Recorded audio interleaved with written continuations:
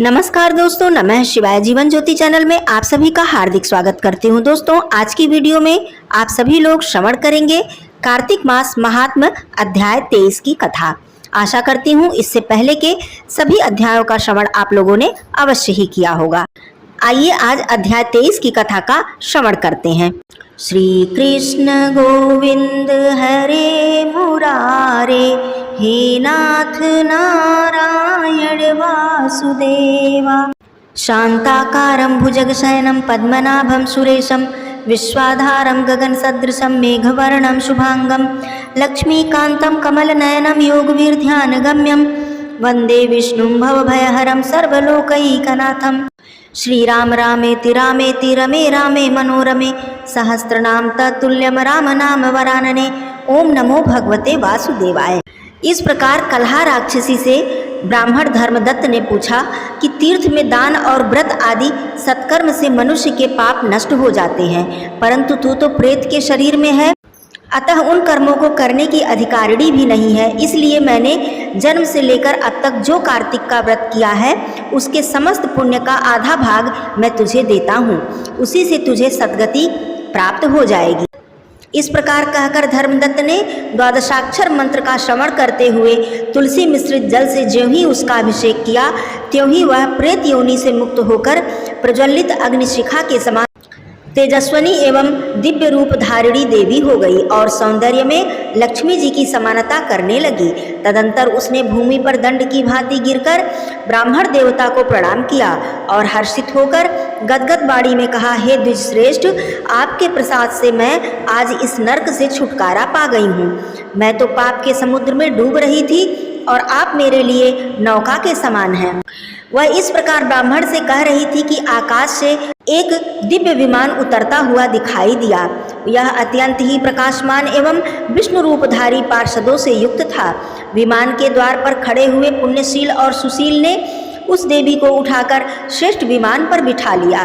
तब धर्मदत्त ने बड़े आश्चर्य के साथ उस विमान को देखा और विष्णु रूपधारी पार्षदों को देखकर साष्टांग प्रणाम किया।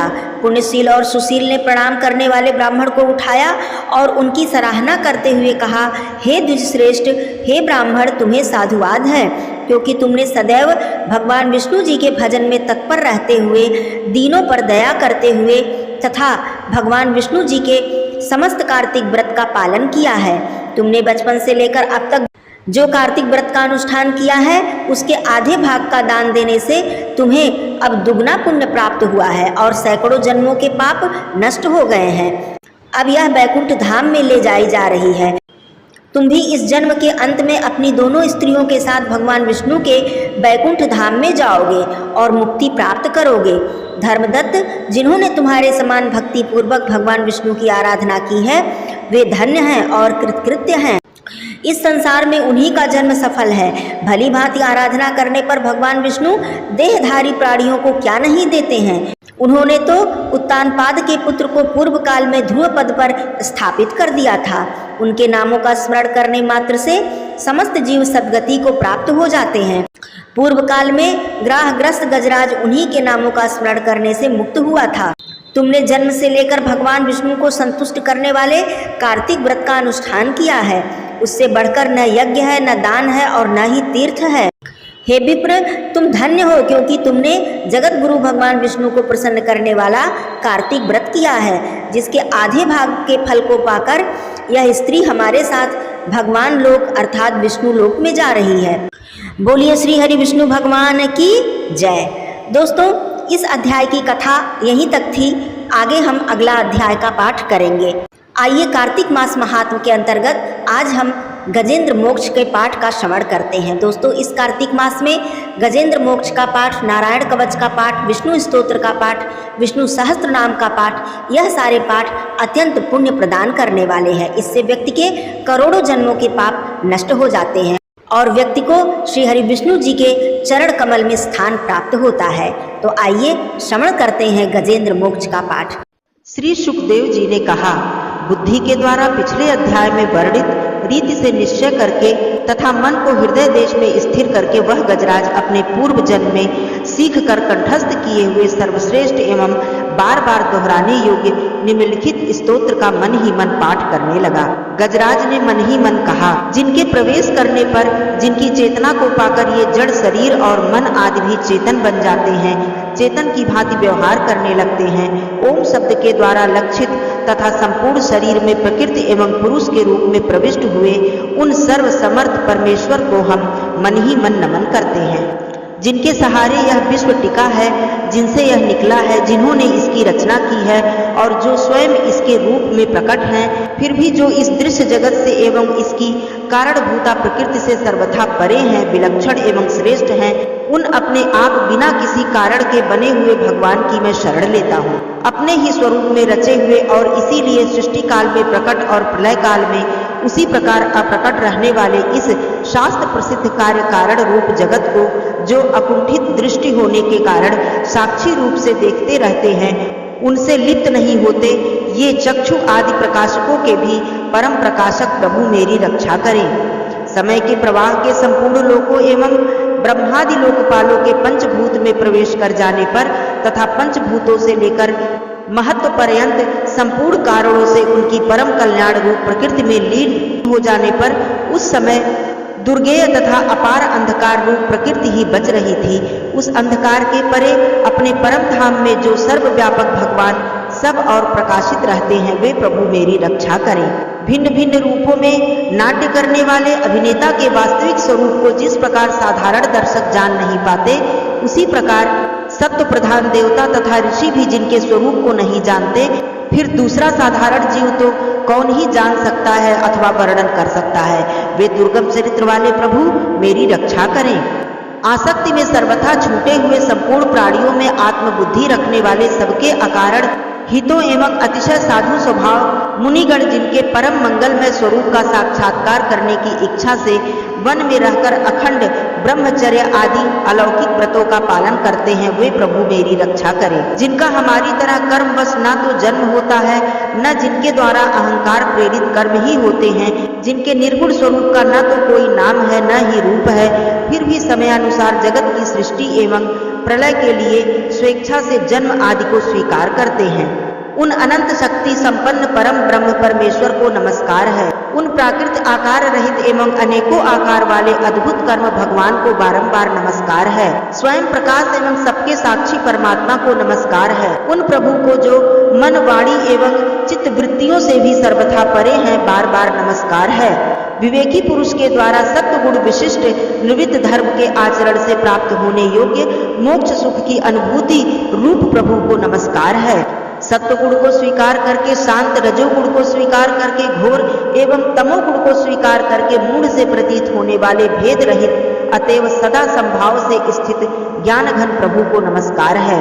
शरीर इंद्रिय आदि के समुदाय रूप में संपूर्ण पिंडों के ज्ञाता, सबके स्वामी एवं साक्षी रूप आपको नमस्कार है।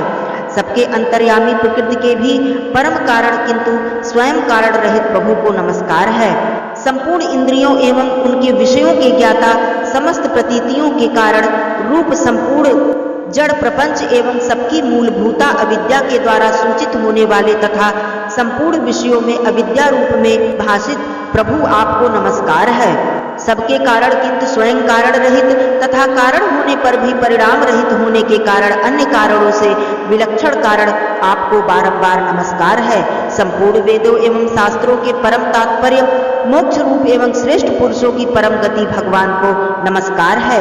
जो त्रिगुण रूप काष्ठों में छिपे हुए ज्ञान रूप अग्नि है, उक्त गुणों में हलचल होने पर जिनके मन में सृष्टि रचने की वाह वृत्ति जागृत हो उठती है तथा आत्म तत्व की भावना के द्वारा विधि निषेध रूप शास्त्र से ऊपर उठे हुए ज्ञानी महात्माओं में जो स्वयं प्रकाशित हो रहे हैं, उन प्रभु को मैं नमस्कार करता हूँ। मुझ जैसे शरणागत पशु तुल्य जीवों की अविद्या रूप फांसी को सदा के लिए पूर्व रूप से काट देने वाले अत्यधिक दयालु एवं दया करने वाले, कभी न आलस्य करने वाले नित्य मुक्त प्रभु को नमस्कार है। अपने अंश से संपूर्ण जीवों में मन में अंतर्यामी रूप में प्रकट रहने वाले सर्वनियंता अनंत परमात्मा आपको नमस्कार है। शरीर, पुत्र, मित्र, घर, संपत्ति एवं कुटुंबियों में आसक्त लोगों के द्वारा कठिनता से प्राप्त होने वाले तथा मुक्त पुरुषों के द्वारा अपने हृदय में निरंतर चिंतित ज्ञान स्वरूप सर्वसमर्थ भगवान को मैं नमस्कार करता हूँ।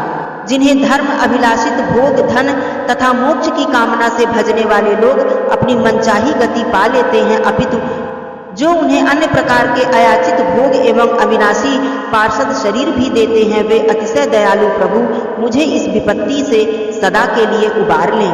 जिनके अनन्य भक्त जो वस्तुतः एकमात्र उन भगवान के ही शरण में हैं, धर्म अर्थ आदि किसी भी पदार्थ को नहीं चाहते, अपितु उन्हीं के परम मंगलमय एवं अत्यंत विलक्षण चरित्रों का पान करते हुए आनंद के समुद्र में गोते लगाते रहते हैं, उन अविनाशी सर्वव्यापक सर्वश्रेष्ठ ब्रह्मादि के भी नियामक अभक्तों के लिए प्रकट होने पर भी भक्ति योग द्वारा प्राप्त करने योग्य, अत्यंत निकट होने पर भी माया के आवरण के कारण अत्यंत दूर प्रतीत होने वाले, इंद्रियों के द्वारा अगम्य तथा अत्यंत दुर्विज्ञेय, अनंत रहित किंतु सबके आदि कारण एवं सब ओर से परिपूर्ण उन भगवान की मैं स्तुति करता हूँ। ब्रह्मादि समस्त देवता, चारों वेद तथा संपूर्ण चराचर जीव नाम और आकृति भेद से जिनके अनंत क्षुद्र अंश के द्वारा रचे गए हैं, जिस प्रकार प्रज्वलित अग्नि से लपटे तथा सूर्य से किरणें बार बार निकलती हैं और पुनः अपने कारण में लीन हो जाती हैं, उसी प्रकार बुद्धि, मन, इंद्रियां और नाना योनियों के शरीर,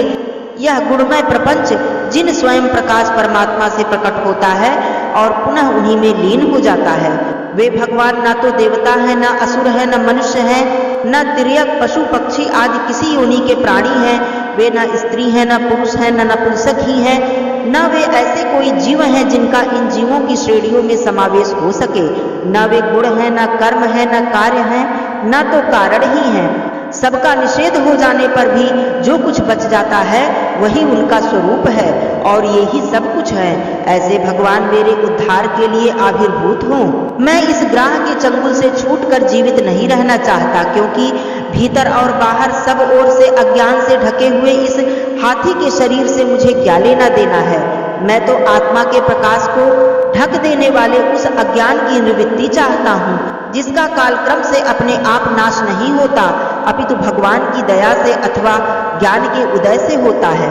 इस प्रकार मोक्ष का अभिलाषी मैं विश्व का रचयिता स्वयं विश्व के रूप में प्रकट तथा विश्व से सर्वथा परे, विश्व को खिलौना बनाकर खेलने वाले, विश्व में आत्मरूप से व्याप्त, अजन्मा, सर्वव्यापक एवं प्राप्त वस्तुओं में सर्वश्रेष्ठ श्री भगवान को केवल प्रणाम ही करता हूँ, उनकी शरण में हूँ। जिन्होंने भगवत भक्ति रूप योग के द्वारा कर्मों को जला डाला है, वे योगी लोग उसी योग के द्वारा शुद्ध किए हुए अपने हृदय में जिन्हें प्रकट हुए देखते हैं, उन योगेश्वर भगवान को मैं नमस्कार करता हूँ। जिनकी त्रिगुणात्मक शक्तियों का राग रूप वेग असह है, जो संपूर्ण इंद्रियों में विषय रूप में प्रतीत हो रहे हैं, तथापि जिनकी इंद्रियां विषयों में ही रची पची रहती हैं, ऐसे लोगों को जिनका मार्ग भी मिलना असंभव है, उन शरणागत रक्षक एवं अपार शक्तिशाली आपको बार बार नमस्कार है।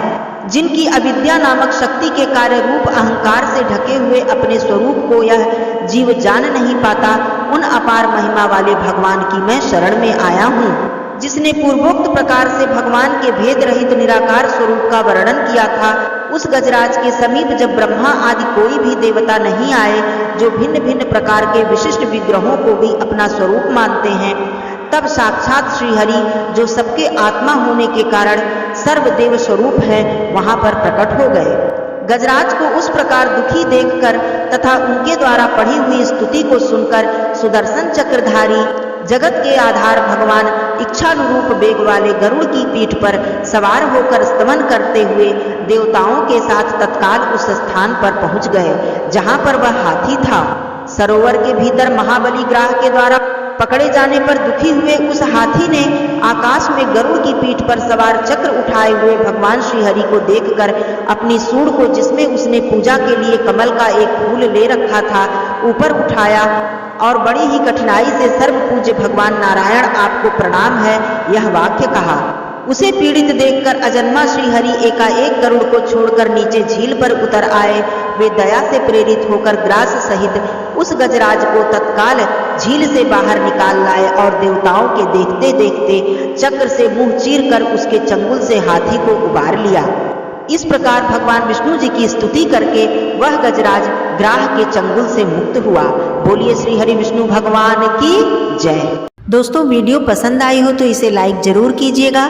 कमेंट बॉक्स में ओम नमो भगवते वासुदेवाय अवश्य लिखिएगा। चैनल पे पहली बार है तो चैनल को सब्सक्राइब कीजिएगा। धन्यवाद दोस्तों। नमः शिवाय। हर हर महादेव।